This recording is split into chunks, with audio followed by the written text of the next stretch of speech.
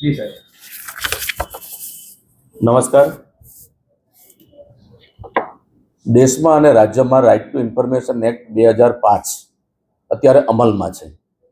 સામાન્ય રીતે આ આરટીઆઈ એક્ટ જે છે એ કોઈ પણ સામાન્ય નાગરિક સરકારની કોઈ પણ જાહેર બાબતોની જે વિગતો હોય તે આ માહિતી અધિકાર દ્વારા એ માંગી શકે છે.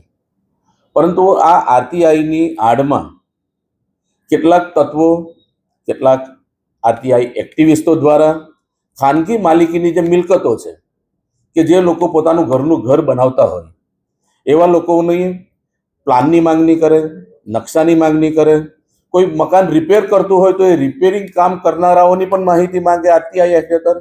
અને માહિતી આવ્યા પછી એ વ્યક્તિને બ્લેકમેલ કરવામાં આવે, અધિકારીને બ્લેકમેલ કરવામાં આવે અને સામાન્ય નાગરિકોને પાસે પૈસા ઉઘરાવવાનું એક જબરજસ્ત કૌભાંડ એ સુરત શહેર અને રાજ્યભરમાં ચાલી રહ્યું છે. ત્યારે આવા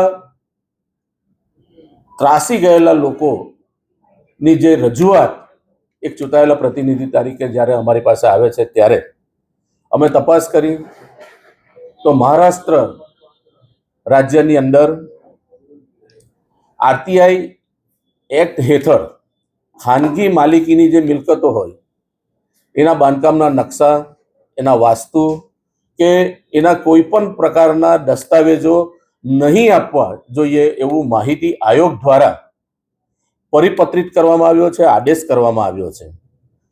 આદરણીય ગુજરાત રાજ્યના મુખ્યમંત્રી માનનીય શ્રી ભૂપેન્દ્રભાઈ પટેલ સાહેબને આની વિગત સાથે મેં વિગતવાર એક પત્ર લખ્યો છે અને પત્ર દ્વારા માંગણી કરી છે કે જો મહારાષ્ટ્ર સરકાર દ્વારા આરટીઆઈ એક્ટ હેઠળ ખાનગી માલિકીની મિલકતોની માહિતી નહીં આપવાનો જે આદેશ છે એ આદેશ ગુજરાત રાજ્યમાં પણ બહાર પાડવામાં આવે અને રાજ્યની તમામ નગરપાલિકા અને મહાનગરપાલિકાઓમાં ખાનગી માલિકીની મિલકત ધરાવનાર લોકોની આરટીઆઈ એક્ટ હેઠળ આવી માહિતી નહીં આપવી જોઈએ એવી મેં માંગણી અને રજૂઆત માનનીય મુખ્યમંત્રીશ્રીને કરી છે.